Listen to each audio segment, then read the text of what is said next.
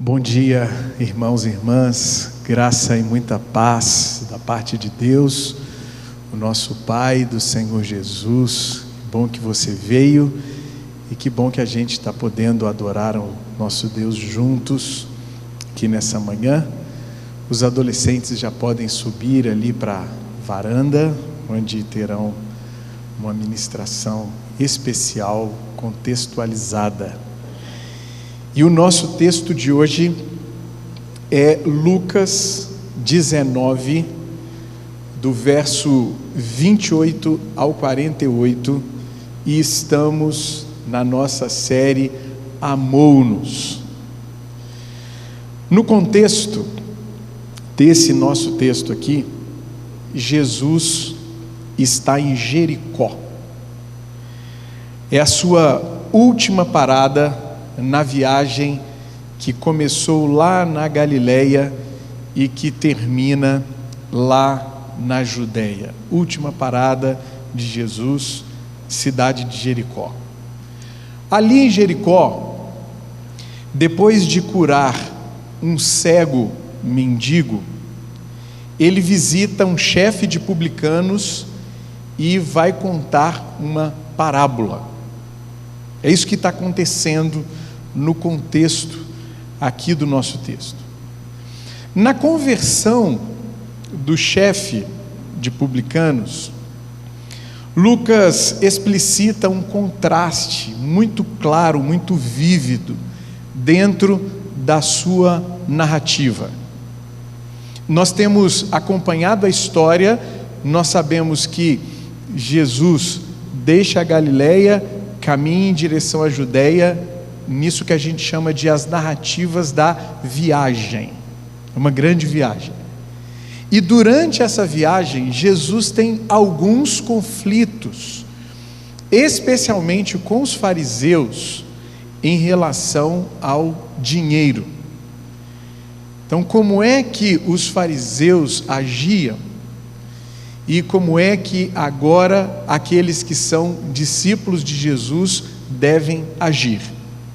Desde lá do capítulo 9, Jesus está ensinando isso, e agora, concluindo a sua viagem, ele apresenta um contraste extraordinário.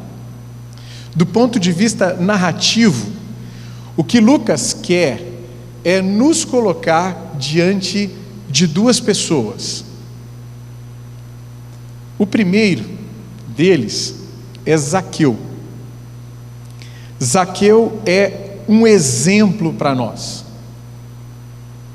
E o segundo é o homem rico, que é o anti-exemplo para nós.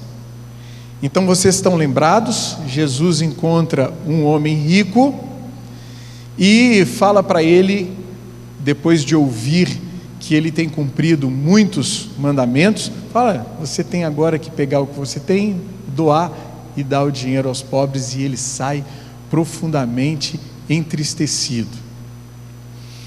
Esse é o anti-exemplo. Logo em seguida ele encontra Zaqueu. Zaqueu também era um homem muito rico, chefe de publicanos.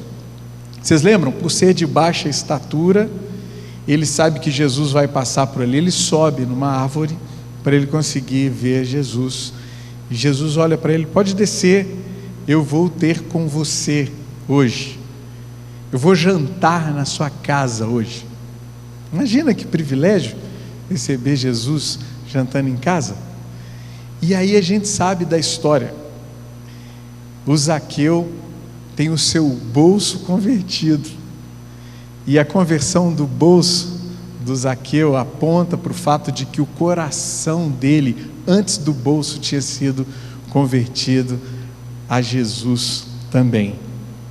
Então, no lidar com o dinheiro, Zaqueu é o exemplo e o homem rico é o anti-exemplo. Ao se encontrar com Jesus, Zaqueu se torna generoso e doador. Duas características que Jesus quer ver em todos os seus discípulos: generosidade e doação. É isso que nós vemos no Zaqueu. E ao fazer isso, ele pratica a justiça do reino de Deus. E o homem rico, em contrapartida, se mantém ganancioso e acumulador. Então, se Zaqueu é o exemplo do discípulo, o homem rico é o anti-exemplo do discípulo. Eles estão colocados dentro da narrativa de Lucas, no finalzinho dessa viagem, para contrastar muito claramente essas duas posturas que podem ser tomadas diante do dinheiro. E na parábola das minas, o Lucas explicita outro contraste aqui, como nós vimos na semana passada. De um lado, os servos bons, que multiplicam o que o seu Senhor lhes confia. E do outro lado, o servo mau, preste atenção porque esse detalhe é muito importante, que por uma incompreensão de quem é o seu Senhor, não multiplica aquilo que lhe foi confiado. Vocês estão lembrados da história? Ele achava que o seu Senhor era um sujeito mau, que colhe onde não semeou. E aí o que ele faz? Com aqueles recursos que ele recebe, ele guarda para si. Ele não multiplica, ele tem uma perspectiva equivocada acerca do Senhor. Então notem que uma compreensão inadequada de quem é Deus pode comprometer tanto o nosso relacionamento com Ele, quanto a nossa missão no mundo. Se a gente não tem uma compreensão adequada de quem é Jesus, o nosso relacionamento com Ele se torna inadequado. E a nossa missão no mundo é fortemente comprometida. A gente não vai fazer aquilo que o nosso Senhor espera de nós. Por quê? Porque a gente tem uma visão errada dele, equivocada dele. Bom, tendo dito isso, a gente chega então no nosso texto de hoje, que eu convido você a abrir comigo aí a sua palavra e acompanhar a leitura. Lucas 19, 28 a 48. Acabou a viagem. Agora ele chega definitivamente em Jerusalém, onde vai passar a sua última semana. Vamos ler. Depois de dizer isso, Jesus foi adiante, subindo para Jerusalém. Ao aproximar-se de Betfagé e de Betânia, no monte chamado das Oliveiras, enviou 2 dos seus discípulos, dizendo-lhes: vão ao povoado que está adiante, e ao entrarem encontrarão um jumentinho amarrado, no qual ninguém jamais montou. Desamarrem-no e tragam-no aqui. Se alguém perguntar: por que vocês estão desamarrando? Diga-lhe: o Senhor precisa dele. Os que tinham sido enviados foram e encontraram o animal exatamente como ele lhes tinha dito.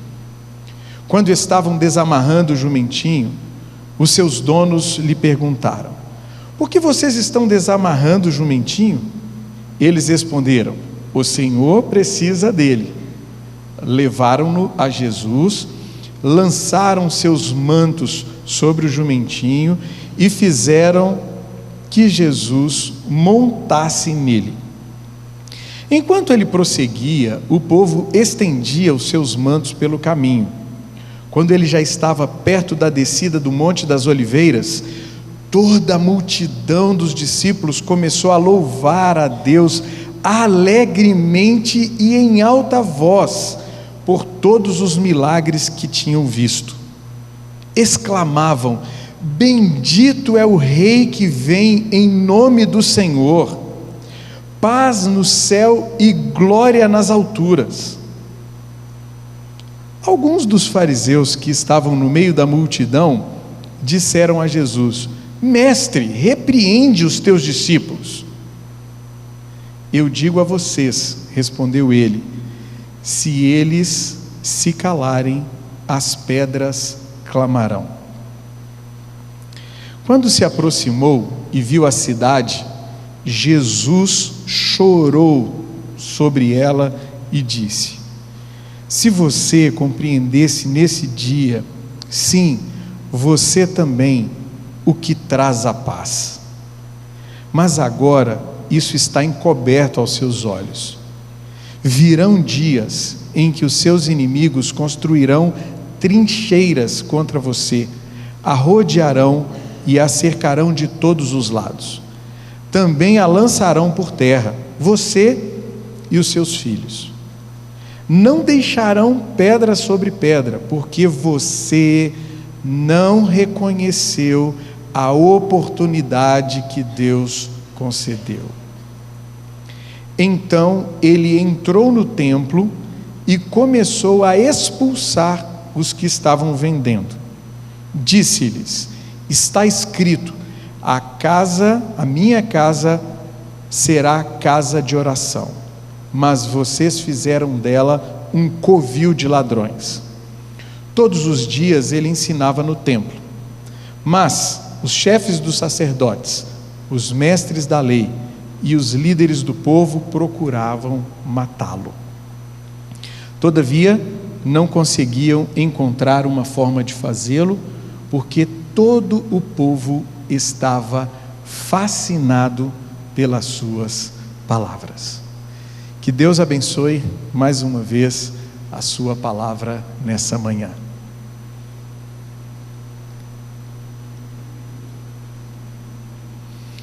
À luz de tudo isso que ouvimos, eu gostaria de propor que a compreensão adequada de quem é Jesus modela o nosso relacionamento com Ele e a nossa missão no mundo. A compreensão adequada de quem é Jesus modela o nosso relacionamento com Ele e a nossa missão no mundo. E no texto de hoje nós descobrimos 3 revelações sobre quem é Jesus. 3 revelações. A primeira revelação é de um Deus pacificador. É isso que nós encontramos aí do verso 28 até o verso 40. Vocês sabem quando a gente encontra um texto assim, que são poucos versos, mas quando você vai mexer, você descobre tanta coisa que está presente nesses poucos versos, e você percebe que aqueles poucos versos têm uma magnitude. É exatamente o que acontece aqui nessa narrativa que Lucas nos faz da chamada entrada triunfal de Jesus em Jerusalém. Deixando Jericó, Jesus sobe em direção a Jerusalém. Ele vai à frente e os seus discípulos vão atrás. Eu queria mostrar para vocês no mapa do que a gente está falando, tá? Então observem aqui onde está Jericó. Vocês estão vendo aqui Jericó? Isso aqui é o Vale do Rio Jordão. Ele começa lá no desgelo do Hermon, passa pelo lago de Tiberíades e morre aqui no mar. Então essa cidade de Jericó está no vale, lá embaixo. E observem onde está Jerusalém. Jerusalém está aqui, ó. Então ele vai sair de Jericó e vai chegar até Jerusalém. Ele vai subir, é uma subida até lá. E nessa subida ele vai passar por Betânia e por Betfagé. Essas 2 cidadezinhas que antecedem a chegada até Jerusalém. Próximo. Se vocês olharem, olha aí uma imagem de cima, ó, do Google.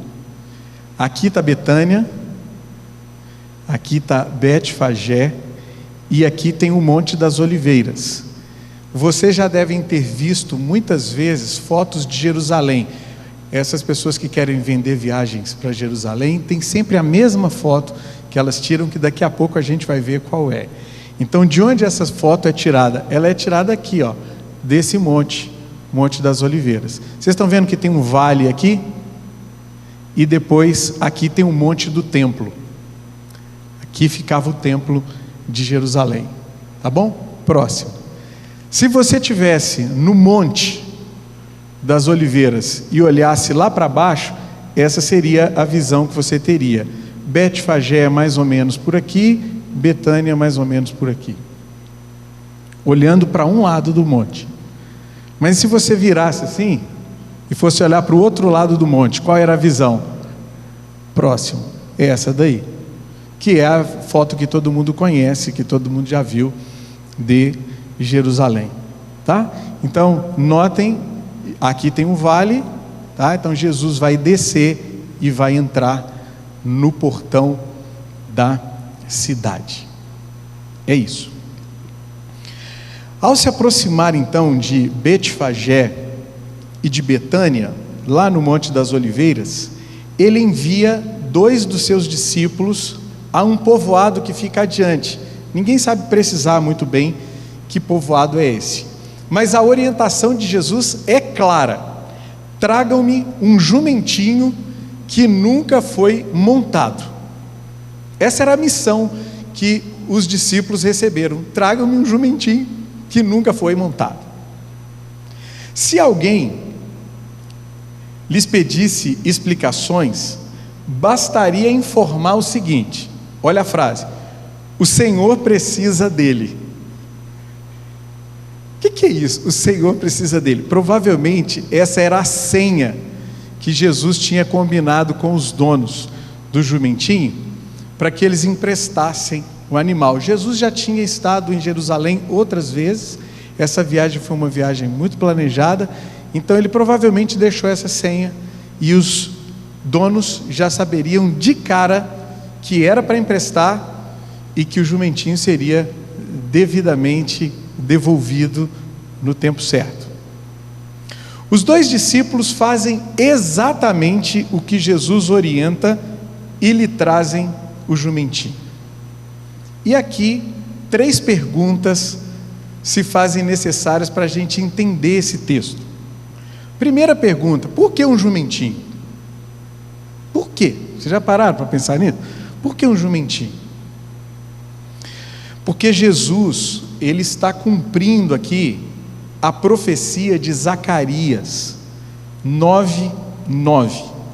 Zacarias 9:9 diz assim: alegre-se muito, cidade de Sião, exulte Jerusalém, eis que o seu rei vem a você, justo e vitorioso, humilde e montado num jumento. Um jumentinho, cria de jumenta. Essa era a profecia.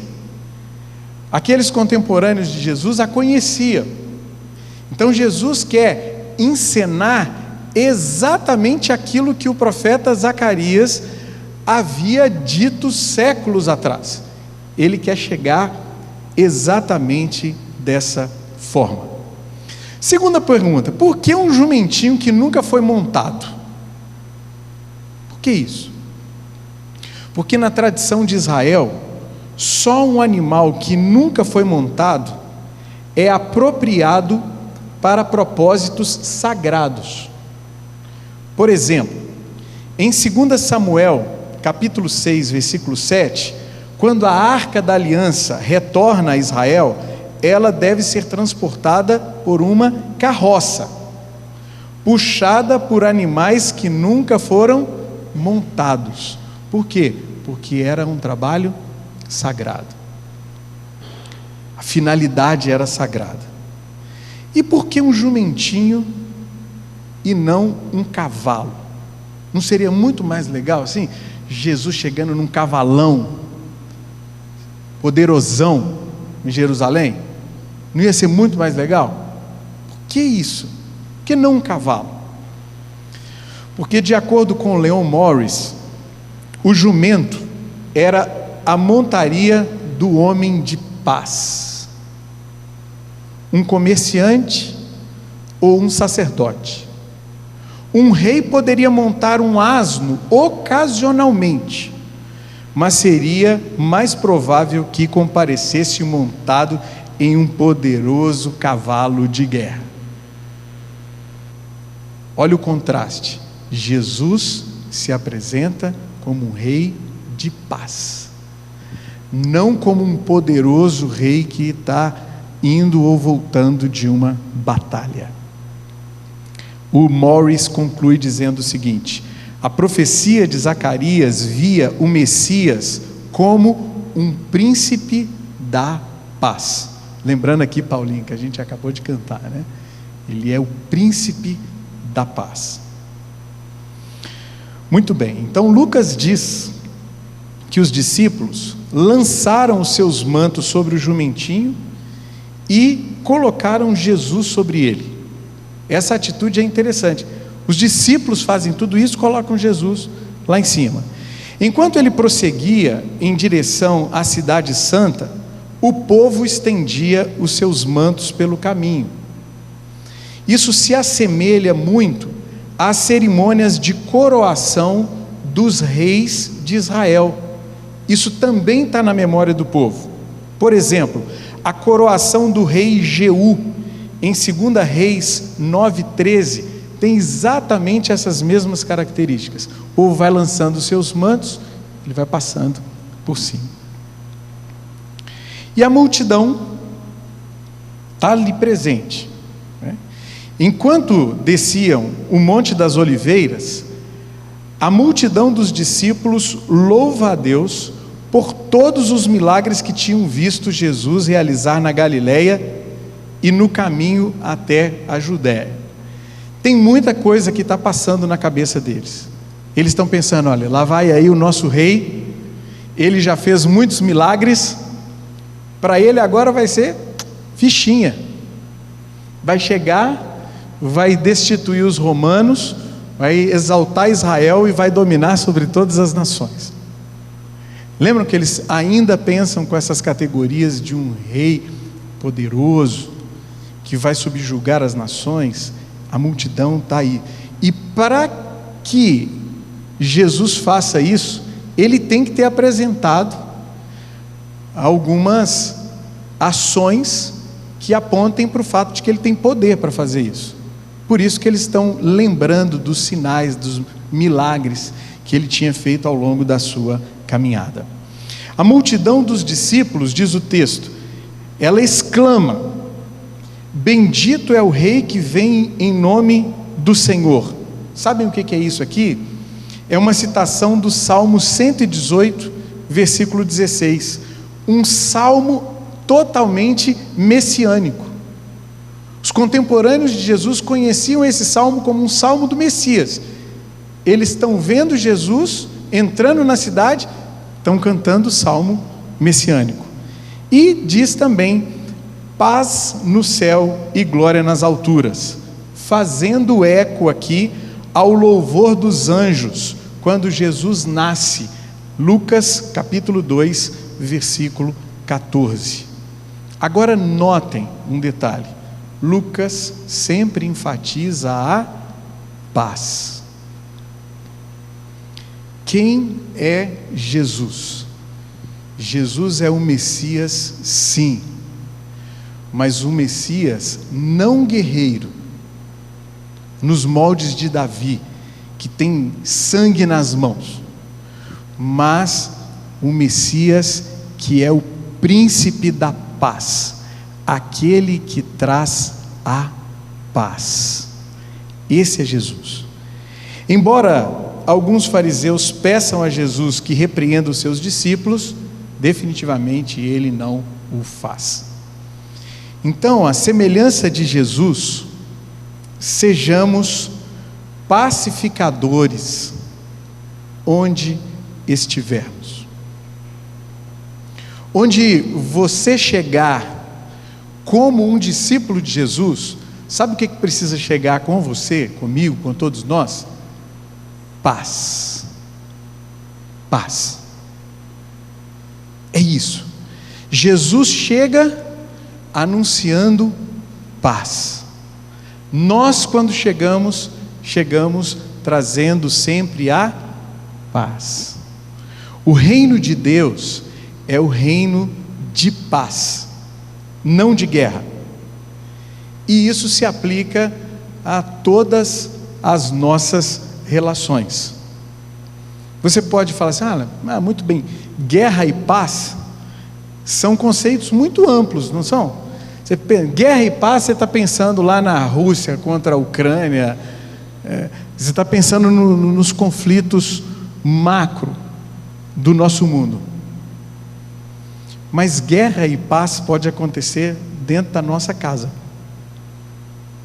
Guerra e paz podem estar presentes nos nossos relacionamentos mais próximos. Como é que estão os nossos relacionamentos? Será que o que caracteriza os nossos relacionamentos com as pessoas que estão próximas a nós é guerra? Onde você chega já começa a discussão, a briga, a disputa? Ou o que marca os nossos relacionamentos é exatamente a paz? Estava em pé de guerra, mas agora que chegou, agora a gente vai experimentar a paz. Chegou a paz. Chegou a paz.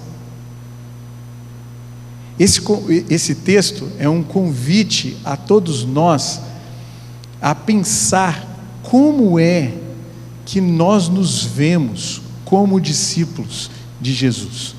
Jesus é o príncipe da paz, e como discípulos dele, nós precisamos ser pacificadores onde a gente chegar. Vocês estão lembrados da sétima bem-aventurança de Jesus? Lá em Mateus, capítulo 5, versículo 9, ele diz assim: bem-aventurados os pacificadores, pois serão chamados filhos de Deus.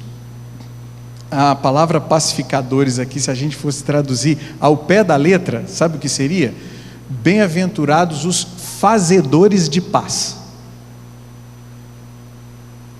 Mas para a gente promover a paz, a gente tem que ter a consciência de que o nosso Senhor é o príncipe da paz, porque senão fica incoerente. Se a gente acha que o nosso Deus é o Deus da guerra, como é que a gente vai promover a paz? Parece que não bate.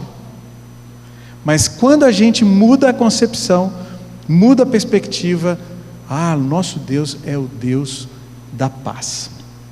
Onde eu chegar, onde eu estiver, pesa sobre mim a responsabilidade de promover a paz.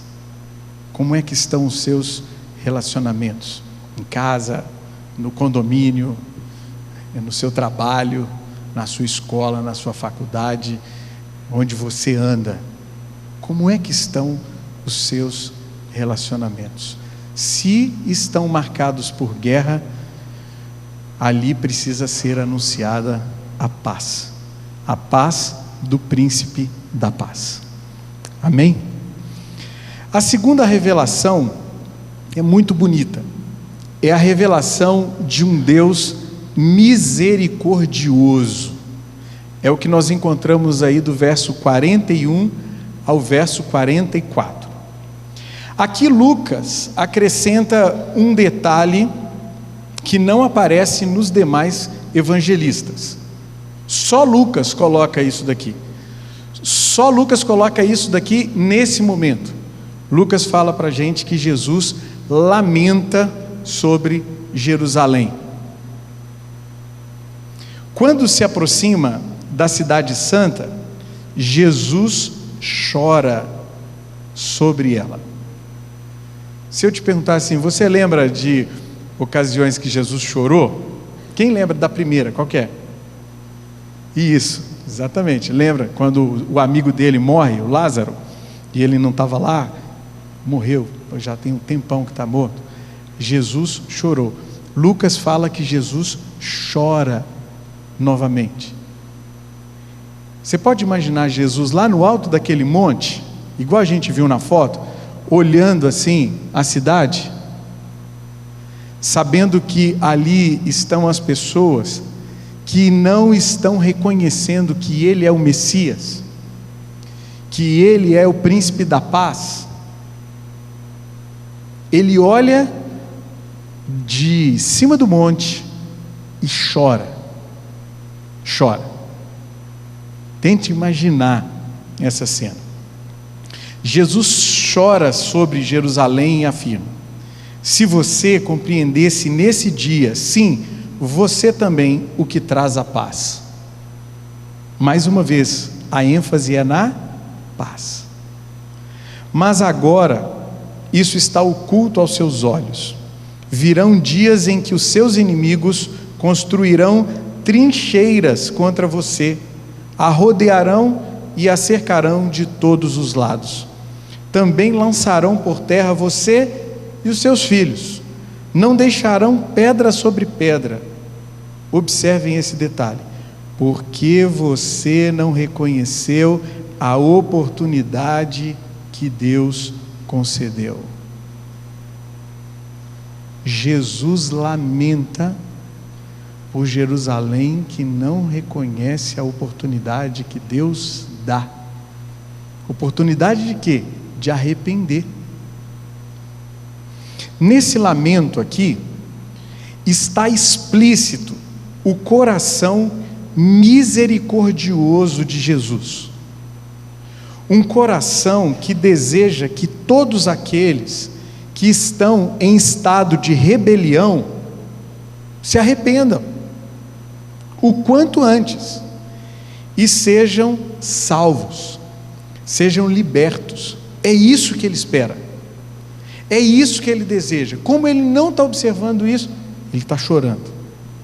Ele vem buscar e salvar o perdido. Lembram? Lucas 19:10. Quem é Jesus? Jesus é aquele que vem buscar e salvar o perdido. E ele não quer que ninguém fique de fora.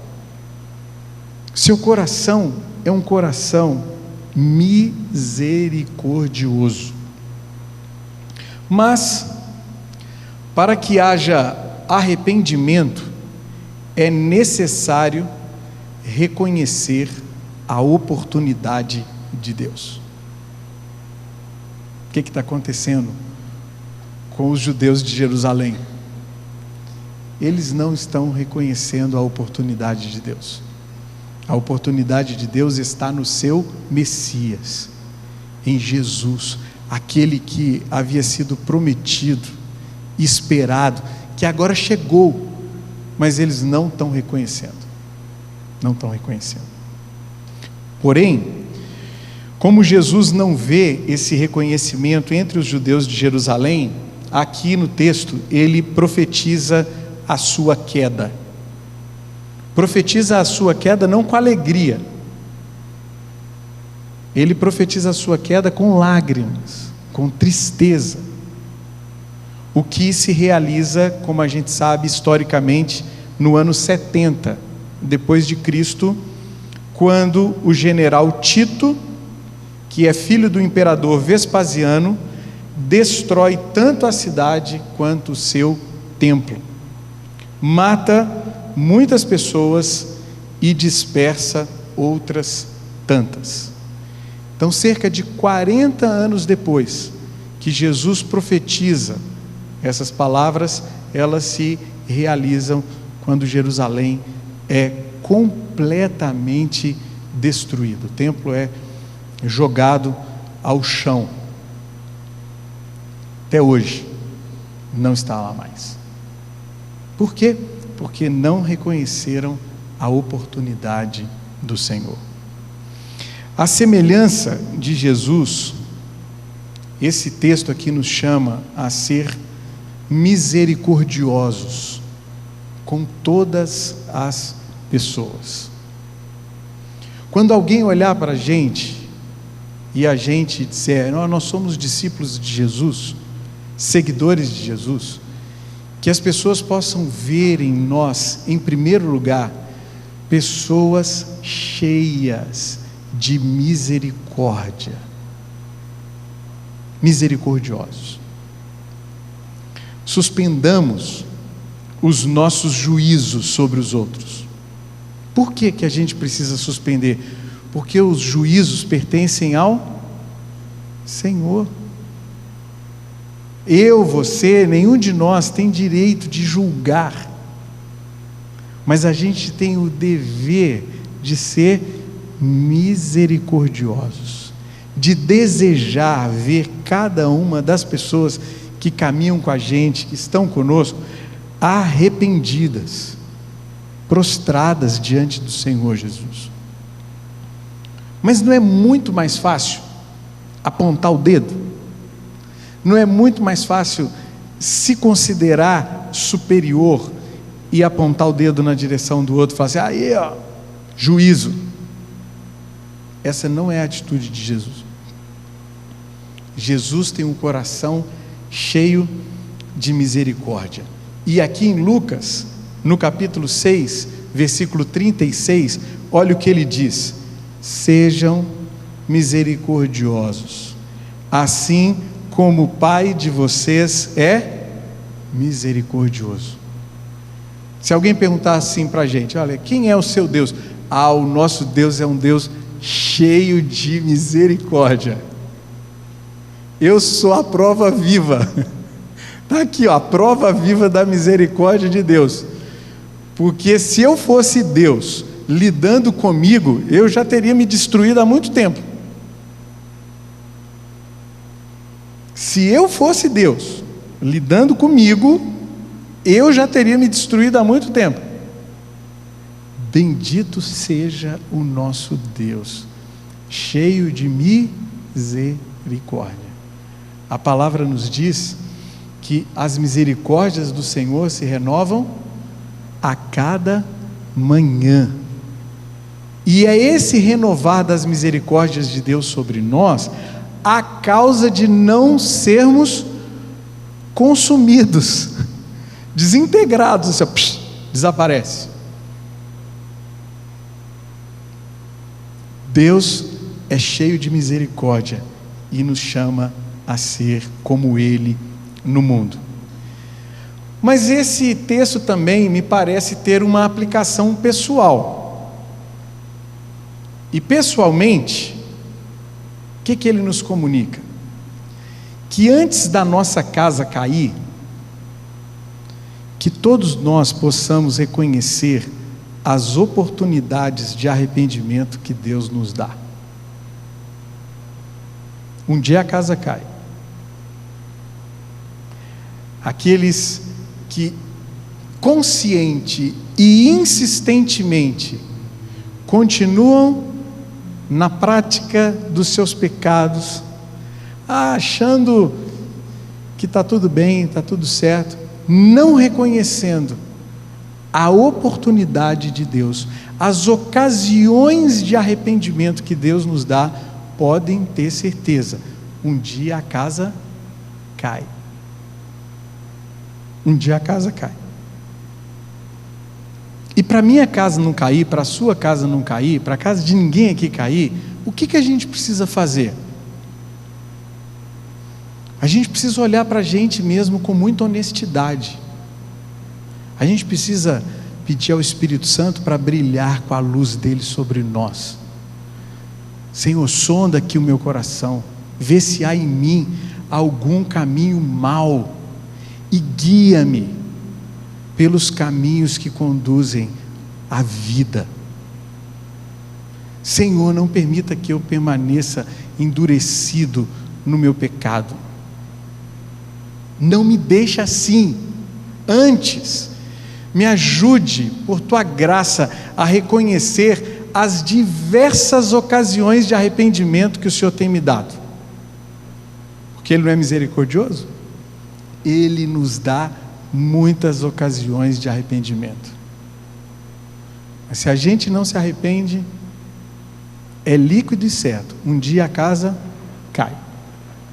Então, antes da nossa casa cair, reconheçamos as oportunidades de arrependimento que Deus nos dá e nos voltemos para Ele com o coração quebrantado, contrito, pedindo misericórdia ao Senhor, porque Ele sempre dá. Ele sempre está de braços abertos para nos receber, para nos transformar e para nos fazer todos os dias mais parecidos com Jesus. Esse é o seu propósito para conosco. O que o nosso Deus espera? Ele espera que eu, que você sejamos todo dia mais parecidos com Jesus. Ponto. É esse. Terceira e última revelação que nós encontramos aqui no nosso texto. É a revelação de um Deus acessível. É isso que nós encontramos do verso 45 ao verso 48. É curioso que todos os evangelistas, Mateus, Marcos, Lucas, João, mencionam que Jesus realiza a chamada purificação do templo, não é? A única diferença é de João, que João coloca a purificação lá no início do ministério de Jesus. Os outros todos colocam exatamente nesse momento aqui, depois que ele entra em Jerusalém. E um detalhe interessante é que no Evangelho de Lucas, parece para a gente aqui, que logo depois que ele entra em Jerusalém, ele vai direto para o templo e já faz isso daqui. Mas quando a gente compara o relato de Lucas com o relato de Mateus e de Marcos, a gente sabe que tem um dia aqui. Ele chega, observa no dia que chegou como é que estava ali as coisas no templo, vai para Betânia, passa a noite lá, depois volta no outro dia e faz a purificação. No texto de Lucas isso não está muito claro para a gente, parece ato contínuo, assim, chegou e já foi fazendo. O que é o templo? O templo é o centro político, econômico e principalmente religioso de Israel no primeiro século. É a instituição mais importante de Israel. Não tem nada que se compare com o templo. Nada, absolutamente nada. Quem deseja adorar a Deus precisa ir ao templo e precisa oferecer sacrifícios por meio dos sacerdotes. Foi assim que Deus deixou explícito na sua lei que seria adorado. Quer adorar a Deus? Aí eu quero. O que eu preciso fazer? Você precisa pegar um animal, levar até lá, pedir para um sacerdote sacrificar esse animal por você, em adoração a Deus. Então, como é que o Deus de Israel se revelou e como é que ele desejava ser adorado? Dessa forma aqui. A adoração se dava no templo, quando você oferecia um sacrifício em honra ao seu Deus. Lucas diz então ele, Jesus, entrou no templo e começou a expulsar os que estavam vendendo. Disse-lhes: está escrito, a minha casa será casa de oração, mas vocês fizeram dela um covil de ladrões. Jesus está bravo, hein, gente? Jesus chegou aqui, irado. Não pecou, mas irou, né? Irai-vos, mas não pequeis. Está irado. Está irado por quê? Porque aquele lugar que deveria ser casa de oração tinha virado um covil de ladrões. De ladrões. O relato de Lucas é o mais curtinho deles, de todos os outros. Mas aqui a gente precisa então se fazer duas perguntas.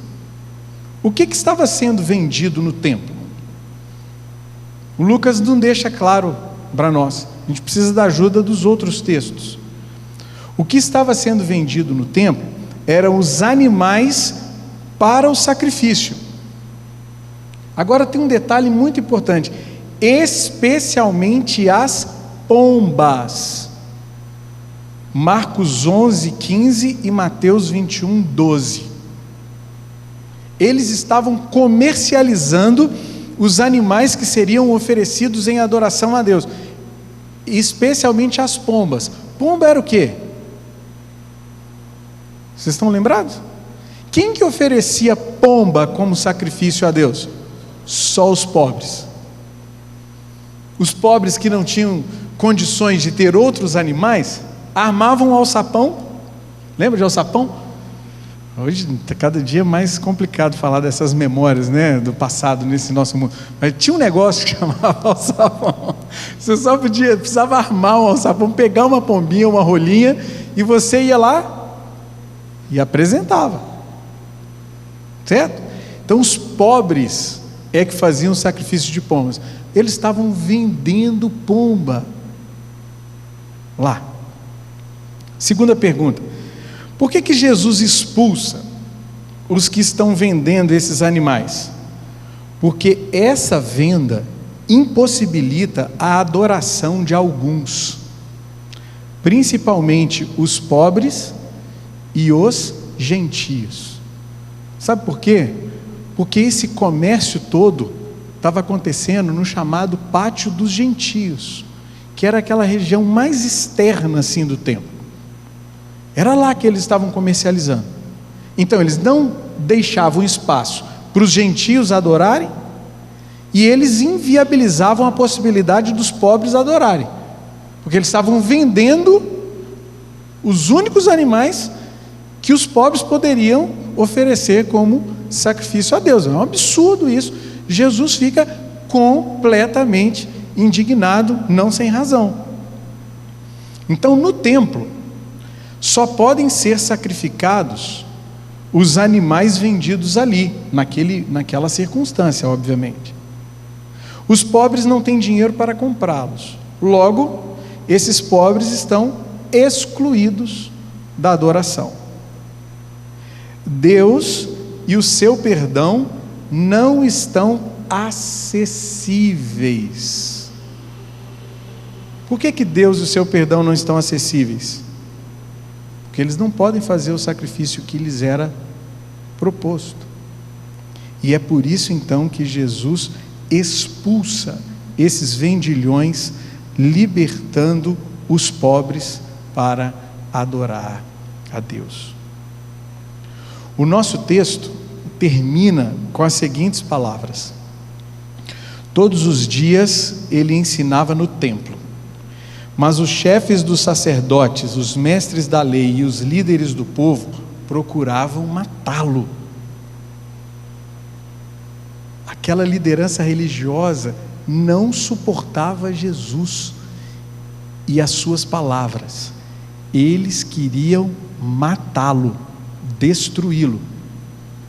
O que eles vão fazer alguns dias depois, porque essa entrada aqui provavelmente é num domingo.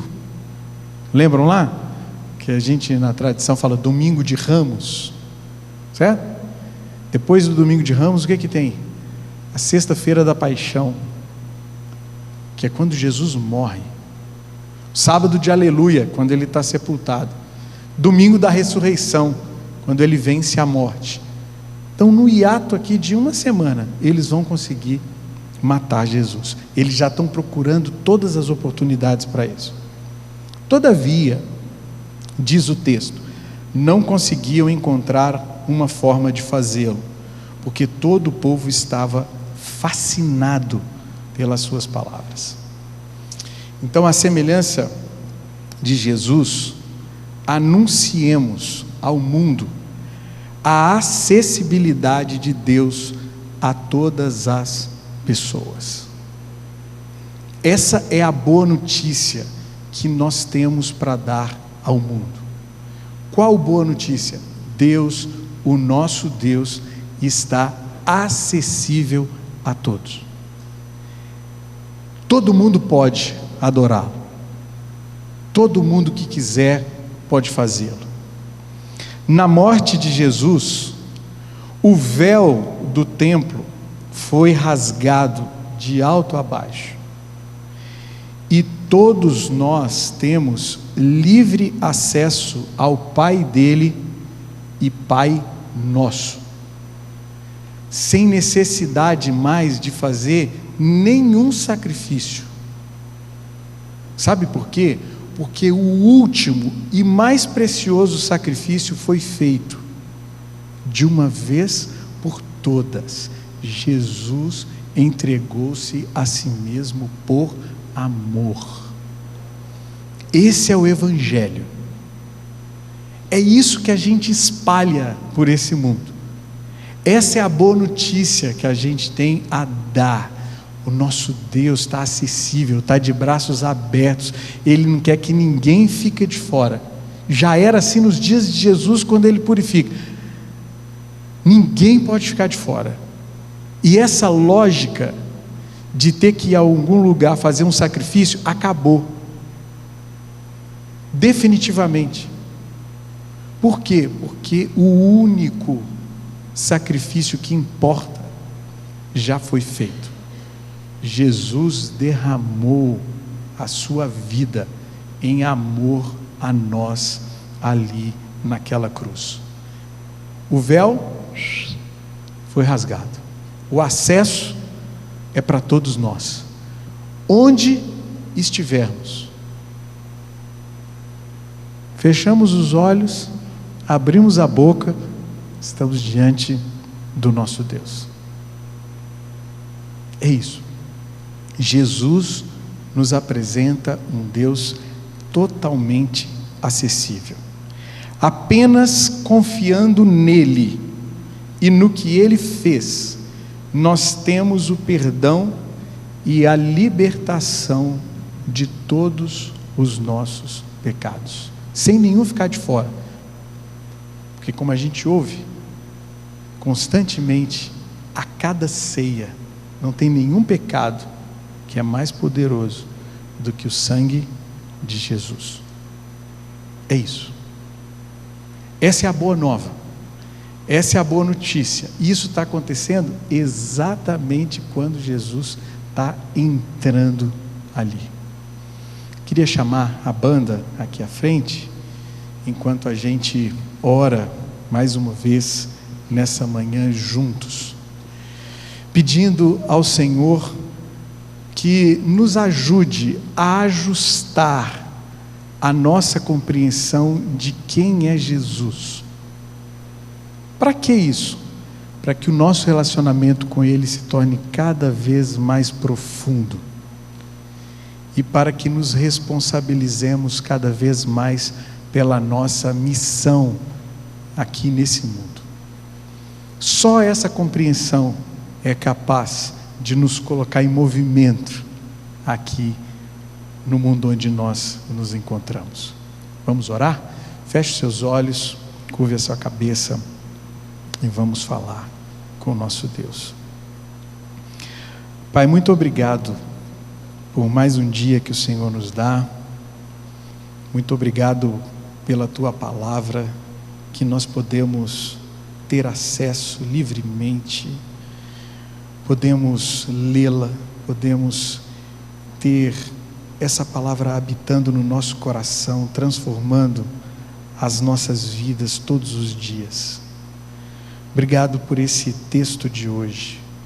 Obrigado por estas revelações que Jesus nos faz do Senhor mesmo. Obrigado porque o Senhor é esse Deus de paz, não de guerra. Pai, nesse mundo em guerra, um mundo tão violento no qual nós estamos inseridos, que o Senhor nos espalhe por ele, como aqueles que são fazedores de paz, pacificadores. Ajuda a gente a pacificar as nossas relações. Onde a gente chegar, que a paz do Senhor chegue conosco e que ela encontre espaço nos corações daqueles que conviverem com a gente. Tira do nosso coração uma compreensão inadequada do Senhor, Substitua, Senhor, essa compreensão por Jesus, o príncipe da paz. Mas nós também precisamos que o Senhor toque o nosso coração. Nós precisamos também ter um coração como o coração de Jesus, coração cheio de misericórdia, um coração que se compadece das pessoas, um coração que deseja radical e profundamente ver todos e cada um se rendendo a Ti, reconhecendo o Teu senhorio, se prostrando diante de Jesus e se entregando a Ele completamente. Livra-nos, Senhor, de sermos pessoas judiciosas, de apontarmos o dedo, como se nós fôssemos melhores do que qualquer outra pessoa. Livra-nos disso. Isso é expressão do nosso orgulho, da nossa soberba, da nossa altivez. Isso não tem absolutamente nada a ver com Jesus e com o Evangelho. Livra-nos, livra-nos. Que nós possamos reconhecer que o juízo justo está nas Tuas mãos e só nelas, não nas nossas. Que ao invés de sermos juízes dos outros, sejamos misericordiosos com todos. O Senhor pode fazer isso conosco. Nós Te pedimos, faça isso no nosso coração. Opere esse milagre em nós, o milagre da misericórdia. É isso que a gente deseja. E por fim, Senhor, obrigado, porque Jesus nos mostra que o Senhor está acessível a todos nós. Obrigado porque aqui, nesse lugar onde nós nos encontramos hoje, fechamos os nossos olhos, abrimos a nossa boca e nós estamos diante do Deus Criador dos céus e da terra, do nosso Pai amoroso. Obrigado, Senhor. Obrigado por esse livre acesso que nós temos ao Senhor. Não permita que negligenciamos tão grande salvação, tão grande bênção, mas antes que nós possamos crescer todo dia no nosso relacionamento com o Senhor. Aumenta a nossa fome e a nossa sede por Ti. Aumenta o nosso desejo de orar ao Senhor, de ler e de meditar na Tua palavra todo dia, de crescer nessa intimidade com o Senhor. Nós reconhecemos que só Tu és Deus, e nós Te pedimos que o Senhor nos atraia a Ti com o Teu amor leal, com o Teu amor que não nos considera a partir dos nossos pecados, mas a partir do que Jesus realizou por nós. E esse amor que nos dá tantas e tantas ocasiões de arrependimento. Se há alguém aqui nessa manhã, Senhor, que precisa aproveitar essa ocasião de arrependimento que o Senhor está dando, mais uma, que o Teu Espírito fale profundamente ao coração. Que nós possamos todos ser encontrados em Jesus, no Teu amor, vivendo nesse mundo para espalhar essa boa notícia para a Tua glória. Esse é o nosso desejo e é por isso que nós oramos, em nome de Jesus. Amém, amém e amém.